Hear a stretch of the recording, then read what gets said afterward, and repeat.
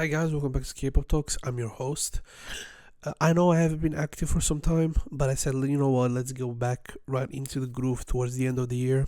The reason why I mainly stopped making videos was I wasn't particularly loving a lot of the stuff that was coming out, and normally I was gonna make a top 15 as I normally do, or top 10 albums and songs mid-year. Then I realized actually there isn't enough stuff that I like or even that I hate to actually make videos, and then I just really didn't do much on the summer, and then I said, you know what, fuck it, I'll just wait till the end of the year. And so let's get back into it with the groove. I'm gonna release a couple of videos towards the end of the year. This is one of the first ones I'm gonna do. It's gonna be this one about, obviously, as you can see on the titles, the tier list of K-pop companies, which is gonna mainly look at their work from 2020 till now, so from COVID, really post-COVID, after, to kind of see some of the narratives that were going on at the time about certain companies and how they were working and how they are doing now, and actually rank them. This type of tier list I kind of created on my own. It took some time to make, but I think it's a good comprehensive tier list of all the companies. There's even a couple of Korean hip-hop companies such as MG and Higher Music. I think there might be even Ameba, if I'm not mistaken. I'll check. If not, I'll add it. But there's certain companies that deserve to be added because they have that impact. And some of them are doing great, some of them not so much. And kind of look at how the industry is doing through that. And then next week, you're probably going to get the video about Hype. And the first video, which is going to be about the best and the worst rookies of the year. And then last week of December, the last days of December, you're going to get the best and the worst albums and the best and the worst songs. That's it, really. So, again, enjoy the video.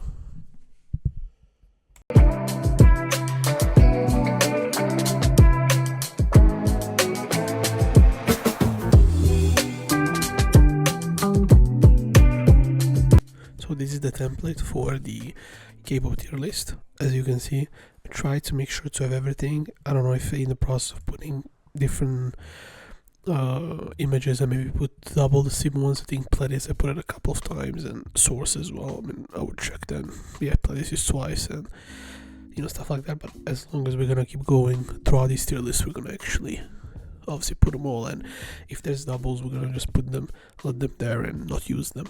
So first one is source. I think source, personally, they had G-Friend, obviously, since moving to Hype. I think they did fine with G-Friend. I think less Seraphim overall has been good, even though I think this year specifically has not been a great year for Seraphim. I would say it's been a pretty bad year from a musical quality standpoint. It's bad for their standards, so it's still good music, but it's not as good as the stuff they did in the previous years. And I think the way they treated Kim Gora, I keep saying call it Kim, but it's not Kim. It's the other girl from the Seraphim that was like accused of bullying. I'm forgetting her name right now, but she was treated like shit. Obviously, G-Friend themselves were treated like shit because of they didn't want to renew their contract. Now they found a way to get them back for the 10th anniversary concert. But overall, I would say the way Source has treated G-Friend and certain members of the Seraphim hasn't been that good. But I think from a managing music standpoint in the music industry, I think they've done a good job compared to most companies. So I think I'll still give it an A. Regardless of everything, they're still a good company, and they've showcased certain behaviors that I don't like. Specifically, the CEO. He seems to be a guy that doesn't really understand talent. But it was pretty easy with the Seraphim to get it right. You were getting girls from iZone, you were getting relatively established trainees already. So in that sense, they went more for a safe route. But again, for these 4 years, I think Source has been doing pretty good. CJ&M, let me add another rank here. Let's say CJ&M, we can just see here. Don't know. JYP. I think JYP in the last 4 years has been a good company. I would say a very good one. Probably the only thing you can really attack them for, I think, is the thing that happened with Vicha recently, where one of the members apparently overdosed, or at least, she took a lot of like dieting pills or something like that, and in process she got really sick, and apparently certain people inside of the company were making it seem like it wasn't a big deal. I don't think that's really what JYP is as a company, but there's definitely certain rotten apples that are still there, and Jubi has to get rid of them because he preaches mental health. He preaches a certain way of approaching this industry from a holistic standpoint. Then you can't allow that type of behavior and those type of people to be around because they create toxicity. What if she died?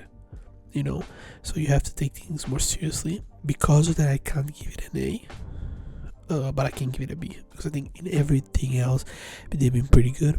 They've lost GOT7, that's true, but Needs You does great. For example, in Japan, like they've done a really good job at like making sure all their groups are doing great. And Twice still is very, very good after almost 10 years, and he was able to make it always fresh.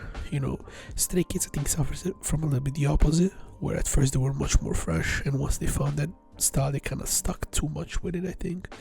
But overall, I think the Stray Kids is still a good group, even though I think they also haven't had a particularly great 2023 nor 2024. From an economical standpoint, from a business standpoint, they've been doing great.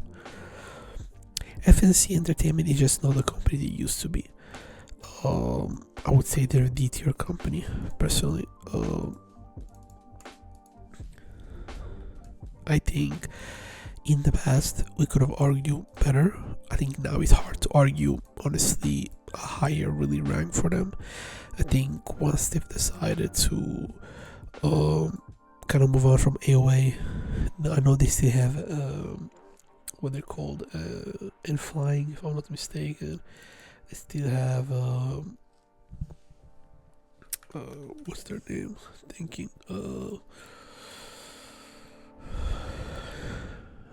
they've obviously the raw groups, FT Island, CM Blue, SF9 is technically active, P1 Harmony, so they still have active groups.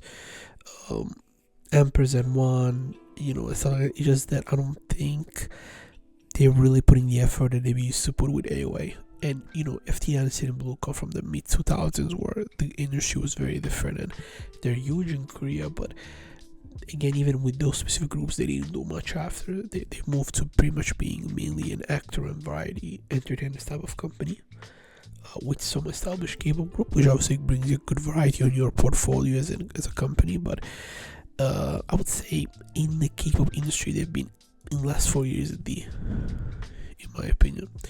Woollim, I mean, I think Woollim is pretty much nothing without Infinite. I think I've said this a million times.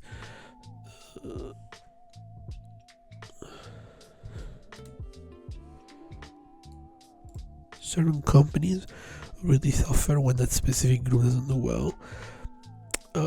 No, it's so, yeah, and once Infinite left, it was very hard. Also, Lovelyz was a somewhat established group, but Golden Child started good. They haven't really done anything these last 2 years. Rocket Punch, same. Dripping, I think they're better now than when they started, but I would say Woollim is at best a C-tier company. They have 3 decent groups, but none of them are particularly interesting. Cube, I think Cube is a type of company. I kind of pondered that a little bit, but I think, before Big Hit, I think Cube was supposed to be joining the big 3, because people don't remember they used to have 4 Minute, they used to have Aping, B2B, Beast, all these groups, and they were able to fuck it up. I would say as of today, G-Idol is super successful. They've been able to do even better than I think they did. Pentagon, I think even through the scandal, they were able to keep going decently.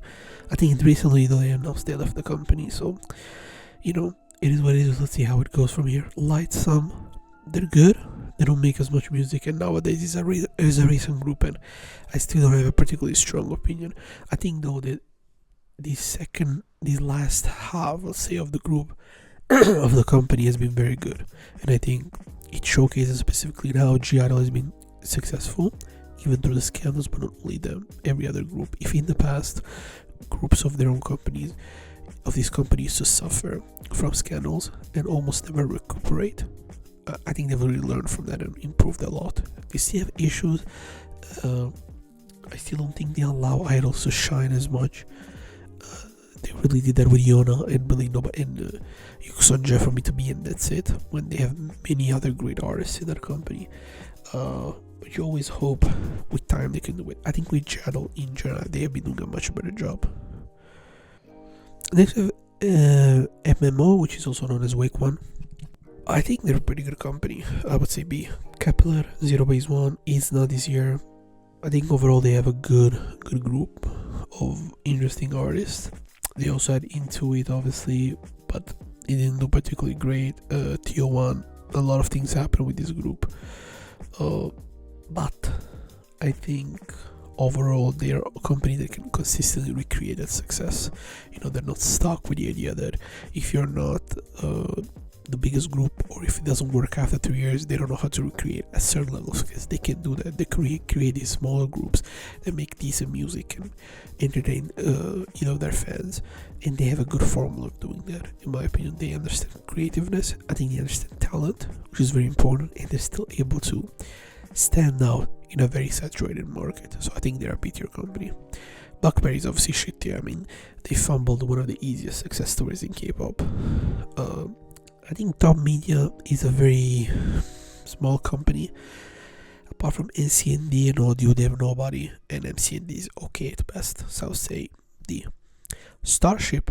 I think Starship is one of these companies that, when we look at the type of groups they had and they have now, you have to give them credit, because they're a pretty big fucking company, but they're not as big as people might think. They have Monsta X, WJSN, Gravity, and IVE. Now, Monsta X, prior to the Wano scandal, they were uber active. Then military came around and stuff like that. IM left the company. Obviously, you have WJSN, but again, most members left. Now they have the Black, right, and Chocolate, which is the versions of the group with least members. And then you have Gravity, which is one of the groups with the best discographies from 2020 till now, and IVE, which is obviously massive. So they've been able to recreate that success consistently. And if in the past they had Sistar, Boyfriend, obviously WJSN with all the members, you have to give credit, because you lose Sistar, probably one of the biggest groups of the 2010s, and you immediately put Monsta X on the map. Monsta X slows down. You have IVE. Like, they seem to able to keep the quality music up, create stable groups in the industry, and they don't really cause a lot of drama. If groups might not last that much, like Sister, it was only like 7 years, but like really active to 4 or 5 years, and then nothing. WJSN was a failure, and that's why they can't go, in my opinion, above A. But I would say Starship Entertainment is an A-tier company. They have everything going on well, and the only thing for me is that sometimes the way they push members is not always great. I think with IVE, they've been too Wonyoung centric for too long, in my opinion. Now it's less, but for too long they were Wonyoung centric. Same thing with Monsta X, they were too, Wono or Shono centric at first, so it didn't allow the others to grow as much, in my opinion. YG. From 2020, I think they've been a pretty good company. Obviously, the whole thing that happened with BI and the drug scandal was huge, but that, I think that kind of showcased, I think, why YG is a good leader. He protected him. He tried to hide that from the media, knowing that people were gonna instrumentalize that to get him out of the group and to put him in a difficult situation. And it worked from the media. BI, though, is a hugely successful artist now, which I'm really happy for him. But YG was right. Baby Monster was going to be the next big thing. And if you look at Baby Monster's number, they're making 2016 numbers. They're getting 400 million views for videos, which doesn't really happen if you're not BTS and maybe, Blackpink. Like, if you're not these two groups, you're not really getting these numbers. And he's able to recreate that. He's really good. He really knows what people want. And it's hard to kind of like deny that. So I think from 2020, YG has been the first S-tier company, in my opinion.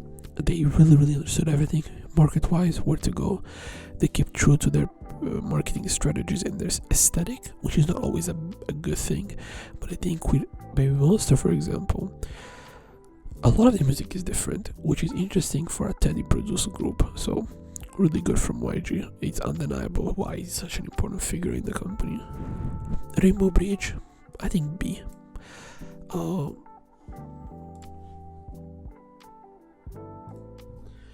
Obviously this is the Mamamoo company, we all know that, but One We, One Us, Purple Kiss, that's a very good lineup in my opinion. In fact, I'll probably go A. I think in terms of quality of groups is there, and One Us has, specifically last year, they're releasing some incredible music. One We is not as active. Same, Purple Kiss, it's one of my favorite girl groups, so give them credit. Obviously, technically they have soloists. Of course, Swasa left and Ween left, but they still work with them, which I think is a great sign of a company that probably does really good to their artists, and they make sure that the artists are very unique in their field. They don't actually really crossover as much as you would think, because Purple Kiss and Mamamoo have nothing in common. And on top of that, Mamamoo is a group that doesn't really work as much as Purple Kiss, so Purple Kiss has a time to actually grow and really get into the marketing, grow really big without having that conflict of interest with Mamamoo directly, where you have to make their music for them 6 months apart every single year, you know. It's actually really good by them. So I would say they're an A-tier company. AMG, I think, is in the gutter. They've lost pretty much every major artist. Yeah, they all went to a different label, and that's a big deal. But I think the biggest is losing, I think, Godkunst, because once you lose Godkunst, you lose one of the best artists in Korea, one of the best producers of music. You lose Wonji, one of the best rappers. You lose Lee-I, one of the best voices, etc, etc, etc. I think J Park, if he focuses on this company, which I don't think he has interest right now, but if he did, he would be able to actually get them back on track and get a better artist. But Kogi and these guys, I don't know how much they can actually carry AMG for long, so I think eventually they have to do that move of going to the next level and getting better artists that actually can improve the prestige of one of the most important, if not the most important, Korean hip-hop label ever. Then you have Jellyfish. I think they're overall a solid company. They have technically still active Vix, technically Evan, they have also, and Very Very. So I think they're a solid B. I think they're small, they work well. Historically, they've always done a pretty good job with their idols, so I think they deserve to be a B. Kakao. I mean, I think this must be the... I mean, they don't have artists anymore, yes.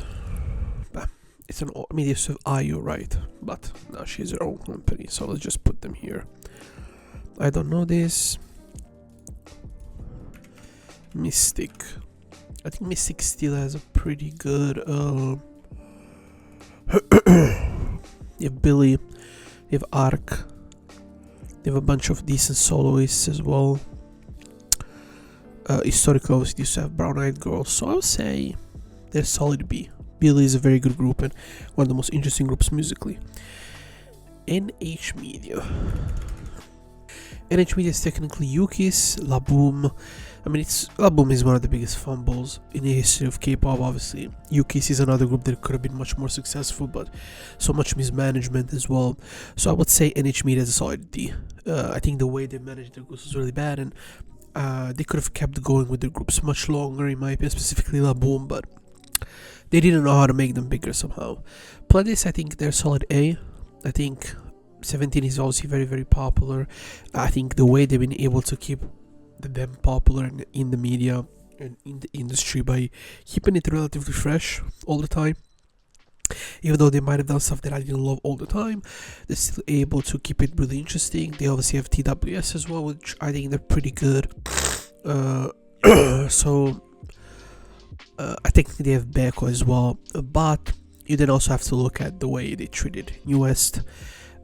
Prison is slightly pre-2020, but disbanding this group was a ridiculous premise. Obviously, Promise 9 as a group.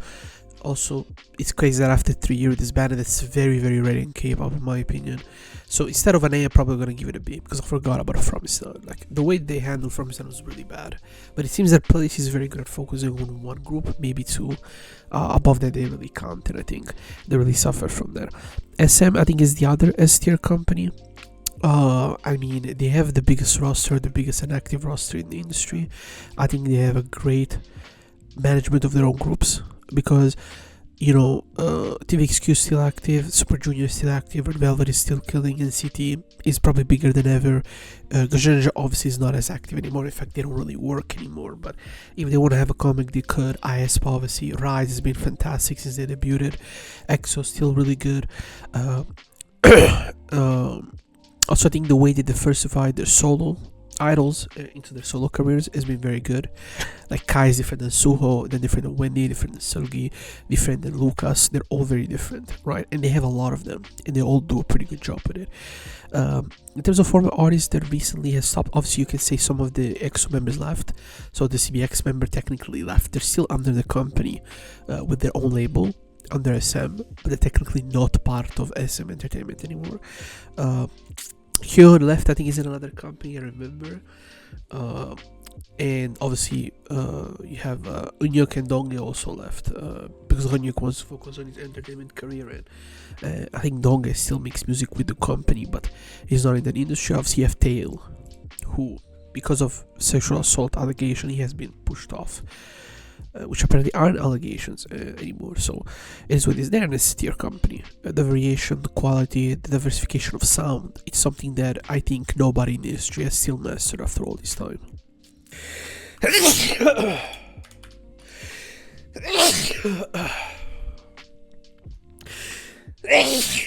Okay.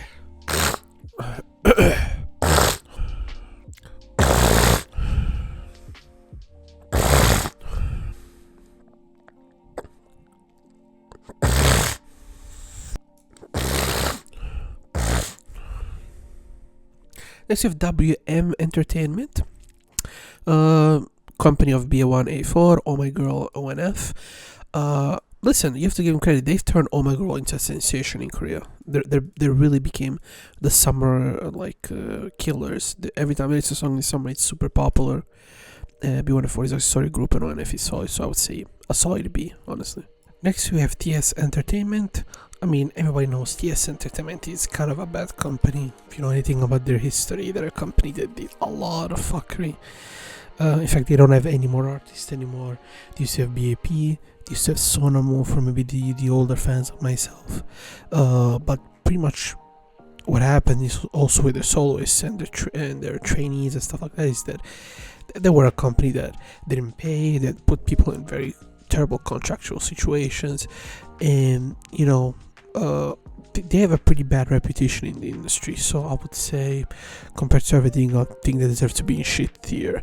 MLD, I mean, they had Momoland, and again, you have to be a special type of person to kind of fuck up with Momoland. As far as I'm concerned, it's pretty an easy way of success, and yeah, they were able to fuck it up. TFN, they debuted in 3 years they weren't around. They bring Cheetah as a soloist. After a year she leaves. Like, they didn't really know how to handle that level of success, surprisingly.